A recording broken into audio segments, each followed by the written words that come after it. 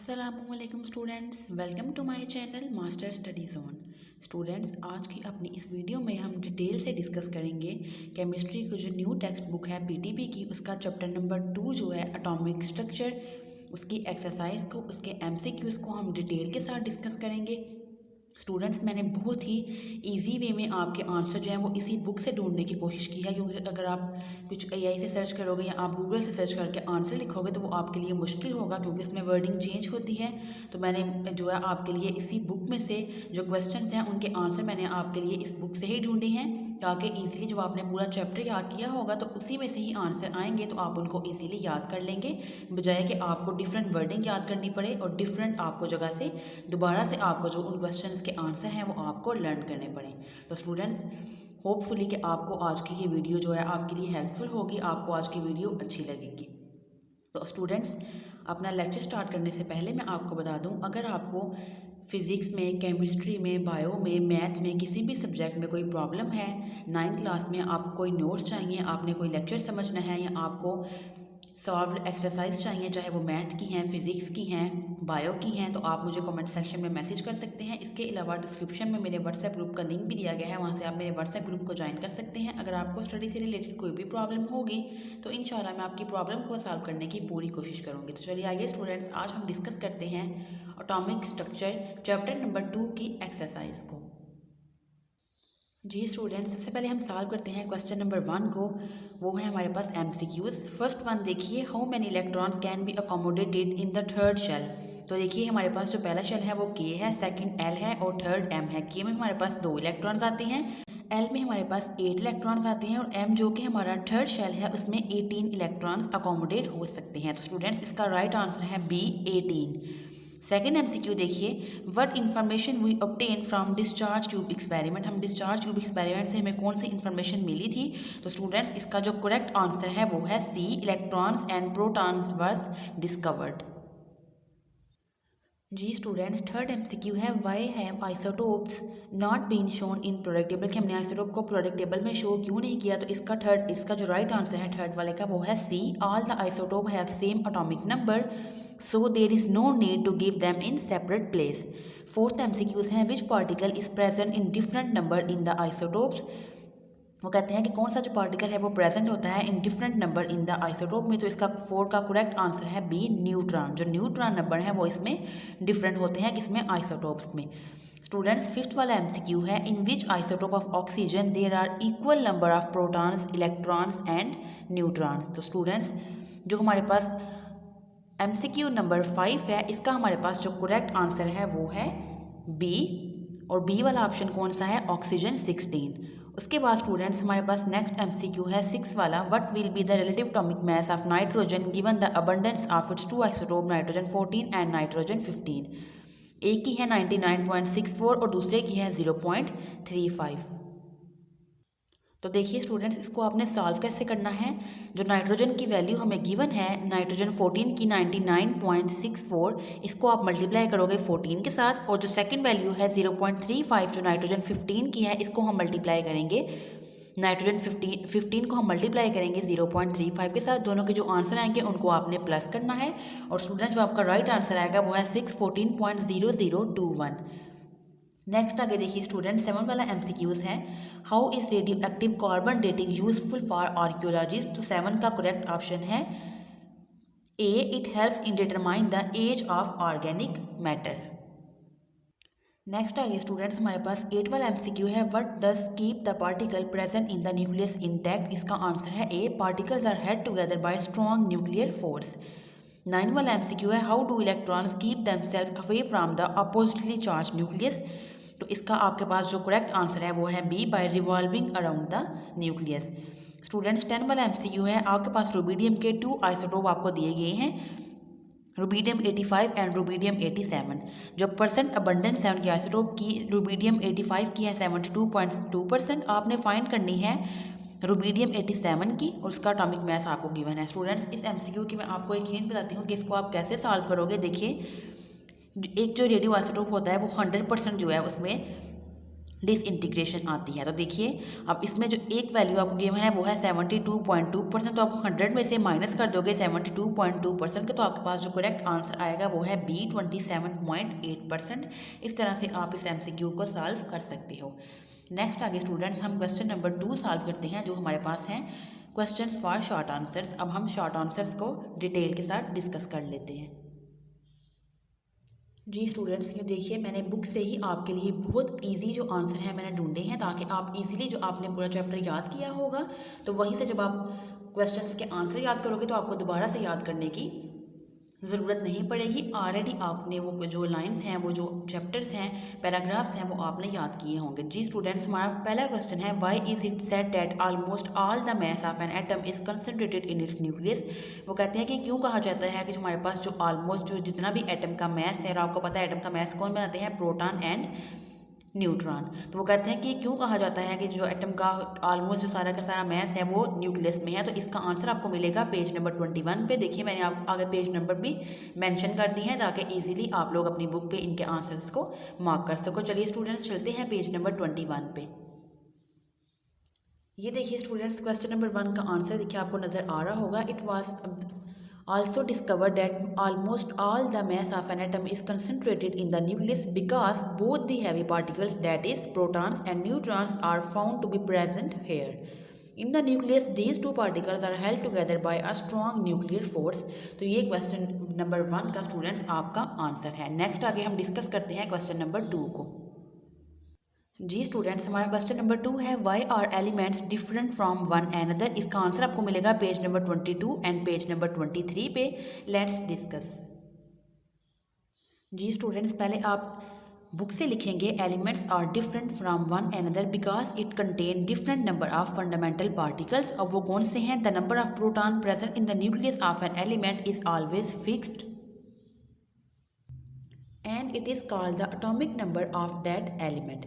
Atomic number of an element is a unique so that element and the elements is identified by its number. ये देखिए students, ये हमारा answer था कि elements एक दूसरे से डिफरेंट क्यों हैं, क्योंकि जो उनके फंडामेंटल पार्टिकल्स हैं उनके नंबर डिफरेंट होते हैं। जैसे कि एटॉमिक नंबर हर एलिमेंट का फिक्स्ड है, इसलिए एक एलिमेंट दूसरे एलिमेंट से डिफरेंट है। इसमें स्टूडेंट्स आप ये एक्स्ट्रा ये भी लिख सकते हैं, just like atomic number the atom of an element may also be identified from its mass number. तो ये भी आप इस आंसर में इंक्लूड कर सकते हो। तो स्टूडेंट्स, ये हमारे क्वेश्चन नंबर 2 का आंसर है। मैंने साथ मार्क भी कर दिया है ताकि आप इजीली इसको याद कर सकें। जी स्टूडेंट्स, हमारा क्वेश्चन नंबर 3 है how many neutrons are present in bismuth. अब देखिए बिस्मथ का जो एटॉमिक नंबर है वो 83 है और जो मास नंबर है वो 210 है। तो हमने इसमें फाइंड करने हैं नंबर ऑफ न्यूट्रॉन्स। अब देखिए स्टूडेंट्स, मैं आपको समझाती हूँ। एटॉमिक नंबर जो नीचे दिया गया है that is 83। Atomic number is equal to number of protons, और ऊपर जो मास नंबर है 210 वो प्रोटॉन प्लस न्यूट्रॉन है। आपने न्यूट्रॉन फाइंड करने हैं। तो देखिए स्टूडेंट्स, जितने नंबर ऑफ प्रोटॉन्स हैं कितने हैं आपके पास 83 हैं। तो आप क्या करोगे, ऊपर जो हमारे पास मास नंबर है उसमें प्रोटॉन भी है और न्यूट्रॉन भी है, तो आप 210 में से माइनस कर दोगे 83 को, तो आपके पास जो आंसर आएगा डैट इज़ 127। वो आपके पास क्या आ जाएंगे, नंबर ऑफ न्यूट्रॉन्स। नेक्स्ट आगे देखिए स्टूडेंट्स, क्वेश्चन नंबर 4 है why is tritium is a radio active element. इसका आंसर आपको मिलेगा पेज नंबर 25 पे। चलिए स्टूडेंट्स, हम डिस्कस करते हैं क्वेश्चन नंबर 4 को। तो स्टूडेंट्स, मैं इसका आंसर बोलूँगी, आपने ध्यान से इसका आंसर देखना है। देखिए स्टूडेंट्स, पहले आप बुक से ही लिखोगे tritium is a radio active element because it's nuclei. आप यहाँ से स्टार्ट करोगे because it's nuclei is unstable, क्योंकि इसका जो न्यूक्ली है वो अनस्टेबल है।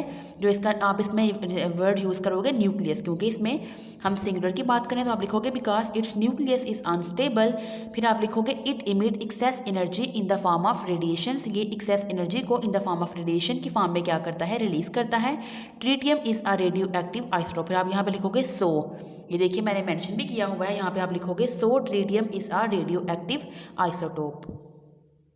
स्टूडेंट्स, ये लिखने के बाद आप थोड़ा सा एक्स्ट्रा इसका आंसर भी लिखोगे। It has an extra neutron in its nucleus. इसके पास एक एक्स्ट्रा न्यूट्रॉन है इसके न्यूक्लियस में, विच मेक्स इट अनस्टेबल। इसलिए जो ट्रीटियम है ये एक रेडियो एक्टिव एलिमेंट है। स्टूडेंट्स, होपफुली कि आपको इस क्वेश्चन के आंसर की अच्छे से समझ आ गई होगी। अब हम नेक्स्ट आगे डिस्कस करते हैं क्वेश्चन नंबर 5 को। जी स्टूडेंट्स, हमारा क्वेश्चन नंबर 5 है how can an atom absorb and evolve energy. एक एटम अब्जॉर्ब और इवॉल्व कब करता है एनर्जी को। इसका आंसर पेज नंबर 31 पे है। जी स्टूडेंट्स, मैं इसका आंसर बोलती हूँ, आप इसको अपनी बुक पे लिख लीजिएगा। जैसे कि मैं बोहर ने बताया था कि एक एटम जो है वो इसका जो इलेक्ट्रॉन है वो एनर्जी को कब अब्जॉर्ब और कब जो है वो रिलीज़ करता है, तो इसका आंसर आप लिखोगे when electron jumps from high energy orbit to low energy orbit it release energy, and when electron jump from low energy orbit to high energy orbit it absorb energy। तो students इसका answer आप कुछ यूँ लिखेंगे। Next हम discuss करते हैं question number 3 को, कंस्ट्रक्टेड रिस्पॉन्स क्वेश्चन। स्टूडेंट्स हमारा जो पहला क्वेश्चन है वो है why does the energy of electron increase as we move from the first shell to the second shell. तो देखिए स्टूडेंट्स, इसका आंसर आपको बिल्कुल इसके आगे ही मिल जाएगा। पहले आप बुक से ही लिखोगे द एनर्जी से लेके सेकंड शेल तक, फिर नेक्स्ट आप लिखोगे because the attraction between the nucleus and the electrons reduce require more energy to maintain its position. क्योंकि वो कहते हैं जब हम जितना हम दूर जाते हैं न्यूक्लियस से, जो अट्रैक्शन है न्यूक्लियस की और जो इलेक्ट्रॉन्स की वो रिड्यूस होती है, इसलिए हमें ज़्यादा एनर्जी चाहिए होती है उनकी इलेक्ट्रॉन की पोजीशन को मेंटेन रखने की, कि वो अपने ऑर्बिट के अराउंड रिवॉल्व कर सके। तो इसलिए स्टूडेंट जो एनर्जी ऑफ इलेक्ट्रॉन है वो इंक्रीज़ होती जाती है जैसे जैसे हम अपने न्यूक्लियस से वो दूर जाएंगे, जैसे जैसे वो आउटर मोस्ट शेल की तरफ मूव करेंगे।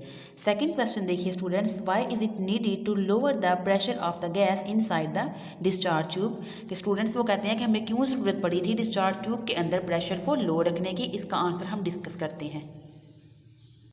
जी स्टूडेंट्स, तो हमने क्यों डिस्चार्ज ट्यूब के अंदर जो प्रेशर है वो लो रखा था, तो इसका आंसर आप लिखोगे, आप इसको अपनी बुक के ऊपर नोट कर लीजिए। It allows electrons to travel freely through the tube without any collision with gas molecule. हमने इसलिए इसका प्रेशर लो रखा था ताकि इलेक्ट्रॉन्स जो है वो फ्रीली मूव कर सके और उनकी कोई भी कोलिजन गैस मॉलिक्यूल के साथ ना हो।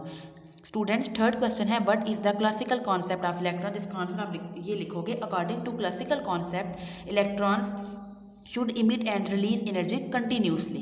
ठीक है, क्लासिकल कॉन्सेप्ट के अकॉर्डिंग इलेक्ट्रॉन जो है वो एनर्जी को इमिट या रिलीज करते हैं continuously. How this concept change with time.